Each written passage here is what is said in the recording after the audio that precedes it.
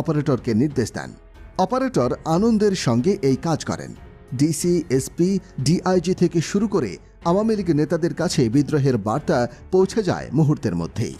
26শে March রাত, সময় তখন আনুমানিক 2:15। চট্টগ্রামের কালুরঘাট বেতার কেন্দ্র। মেজর জিয়াউর রহমান দাঁড়ালেন বেতার কেন্দ্রের মাইক্রোফোনের সামনে। বাংলাদেশের ঐতিহাসিক মুহূর্তে এক নতুন অধ্যায়ের সূচনা হতে চলেছে। গভীর ও দৃঢ় কণ্ঠে তিনি ঘোষণা দিলেন, I, Major Ziaur Rahman, do hereby declare the independence of Bangladesh. আমি major Ziaur Rahman, provisional president এবং লিবারেল আর্মি চিফ হিসেবে বাংলাদেশের স্বাধীনতা ঘোষণা করছি। দেশবাসীকে আহ্বান জানাচ্ছি, যে যা পারেন অস্ত্র নিয়ে বেরিয়ে পড়ুন। পাকিস্তানি বাহিনীকে দেশ ছাড়া করতে হবে।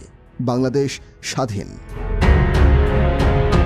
মেজর জিয়ার এই ঘোষণা শুধুমাত্র চট্টগ্রামেই সীমাবদ্ধ থাকেনি, এটি সারা বাংলাদেশে বিদ্যুতের গতিতে ছড়িয়ে পড়ে।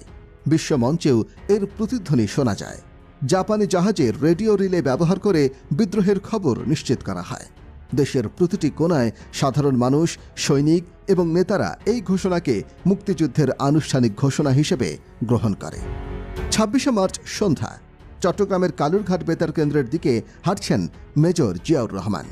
বেতার কর্মীরা তাকে দেখে উৎফুল্ল হয়ে ওঠেন, কিন্তু তার মন জুড়ে ছিল এক গভীর সংশয়। কি বলবেন তিনি, কিভাবে ভাষণ দেবেন? বারবার বিবৃতি লিখে তা ছিঁড়ে ফেলেন। তবে শেষ পর্যন্ত সঠিক শব্দ, সঠিক বাক্য খুঁজে পেয়েই প্রস্তুত হন। বেতার কর্মীরা বারবার ঘোষণা করছিলেন, আর 15 মিনিটের মধ্যে মেজর জিয়াউর রহমান ভাষণ দেবেন। কিন্তু সময় পেরিয়ে গিয়ে প্রায় 1.5 ঘন্টা পর তিনি প্রস্তুত হন। সঠিক সময় এসে যায়। মেজর জিয়াউর রহমান তার ঐতিহাসিক ভাষণটি দেন। তিনি এই ভাষণটি বাংলা এবং ইংরেজিতে পাঠ করেন, যা সারা পৃথিবীতে ছড়িয়ে পড়ে।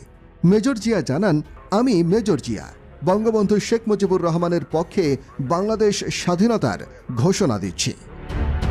27শে মার্চ 1971 দ্য স্টেটসম্যান পত্রিকায় দিল্লি থেকে মেজর জিয়াউর রহমানের ঐতিহাসিক ঘোষণা প্রকাশিত হয়, যা পুরো জাতিকে একত্রিত করার সহায়ক হয়ে ওঠে।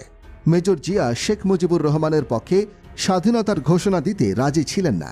প্রথমে স্থানীয় রাজনৈতিক নেতা এম.এ. হান্নান এই ঘোষণা দেওয়ার চেষ্টা করেন, তবে তার কণ্ঠস্বর বেশিরভাগ মানুষ চিনতে পারেননি।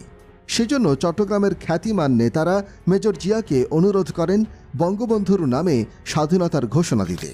যদিও মেজর জিয়া শেষ পর্যন্ত বঙ্গবন্ধু শেখ মুজিবুর রহমানের নামে স্বাধীনতার ঘোষণা দেন, কিন্তু তিনি 26শে মার্চ 1971 সালে কালুরঘাট বেতার কেন্দ্র থেকে সর্বপ্রথম